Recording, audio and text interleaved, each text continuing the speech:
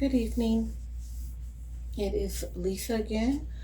Um, Back to tell the second part of my paranormal experience of the caller. This experience actually happened within that span of time um, that I was experiencing those calls. I feel like it may have been after the call stopped from the young girl Cassie, her grandparents. This took place when I was on my way to work. And just to, give you a little bit of a picture, I used to work for a mail order pharmacy. I used to be a pharmacy technician. And I worked in like this factory, industrious kind of area. There were a lot of other buildings around. It was kind of like a medical area. There was a lot of doctor, like there. I think there were a few doctor um, offices, some plazas or whatever. I remember the place across the street from the building that I worked in. They had like medical equipment, durable medical equipment. Um, and from one section going all the way back, that's all it was. Businesses, buildings. There was no neighborhoods. There weren't any houses or I mean for blocks, maybe, miles. There was just nothing but professional buildings. And this took place quite early in the morning. I do remember around this time I was feeling like really stressed out because I was working a lot of hours, um, like maybe every other day. I felt like we were on mandatory overtime because there was a reason why I was getting up really, really early in the morning because this took place at like 5 or 6 o'clock in the morning. I think I made it to work around like 6:30. It was dark. It was like the dark morning time frame.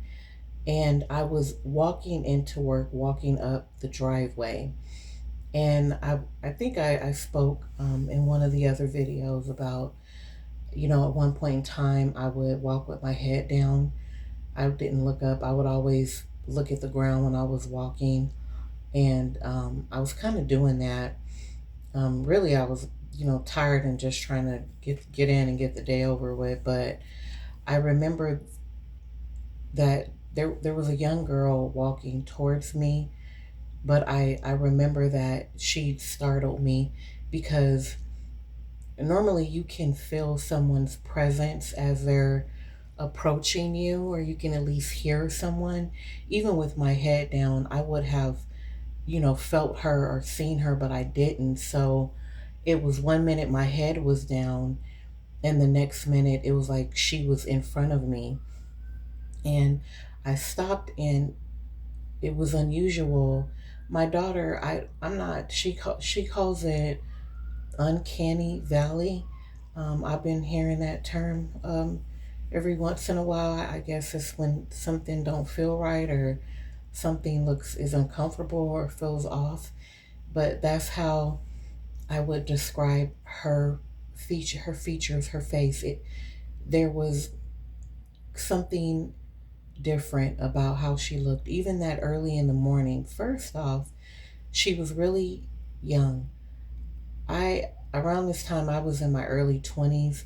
She couldn't have been any older than maybe 17, 18, maybe early 20s. She looked really young, and her skin was pale looking.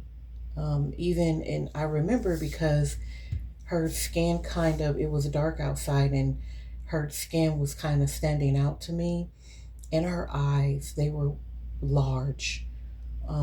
She had really big eyes, and there was something almost ethereal looking about her. I think that's what you would call it. And it So it shocked me, it surprised me because I didn't understand what she was doing out that early in the morning. I knew where I was going, but she didn't really fit the area. I'm not saying that she couldn't have been on her way to work, or she wasn't going any place, but she just looked out of place. There was nobody else around. There were no cars going by on the street or anything. And I, asked her if she was okay. I apologized because I almost like ran into her. And she goes, "Yeah, I'm fine." She goes, "Can I ask you a question?" And I'm like, "Sure." And she's like, she asked me about an address. "Do you know where such and such building is?" And I'm like, "No, I've never seen it. There are a lot of, buildings." I was kind of worried for her safety because you don't really want to be walking around in an area. It wasn't a bad area. It was just so many buildings there, and being a young woman, and if for anybody just walking around in like that early in the morning, it's dark outside. And I told her, I don't know, I'm sorry, I work right here. And she's like, "Okay, well, that's fine."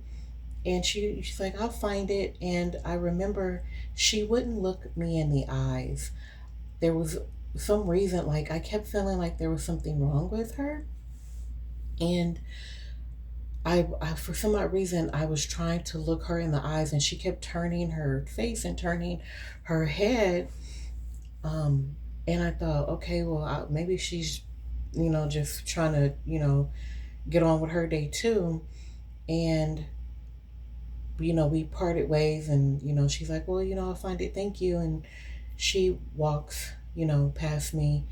And I went, probably took maybe about 5 or 6 steps to get up the driveway to further where to my job or whatever I was where my location. And I turned around, and she was not there. There was no way within that amount of time that she could have made it anywhere, to walk into any building or disappear. There was nothing else over there between where my building was and where we had been talking. It was just a street. And there was, unless she walked and went into the bushes or something, like there was some bushes right there. There was like, a set of bushes, the sidewalk, the street, the how that's set up. And I didn't hear her, but there was no sign of her.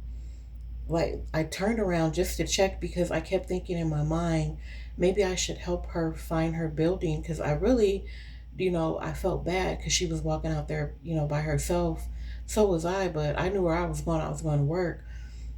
And, I turned around because I really was going to, ask her if she, wanted some help. And she was not there. It was almost like as if I hadn't been talking to her. It was so strange, and it was so eerie because there was no cars going by, nobody else was walking, nobody else was going into work. It was empty, an empty street, and just me and her standing there talking. And I had always, for some reason, had now and later on as I got older, linked the phone calls from the grandparents with her. And I don't know why. um it just, that whole time frame that all of that was taking place, the phone calls, there were just small little things that were happening, like in my home, happening to me, dreams that I had been having, and things like that. I have one other story that happened that within this year, and I feel like it could also too be linked to this story. But I always used to think, like, what if she was a ghost? What if that was, Cassie? What if that was the girl and her grandparent, whose grandparents was trying to contact me? And I don't know. It was just, I maybe it was really early in the morning. I was, tired, and I had been working really long hours and doing a lot of overtime. But there's just always something about that particular experience that stood out to me. I do hope that you guys are enjoying these little paranormal stories. I do have a few more, and I will try to make some videos on them when I can. I hope you all have a wonderful night. There's a lot of powerful, aggressive energy in the air right now, and just know that you can stay calm through all of this. You don't have to let anything get to you. Um, and have a wonderful night. Bye.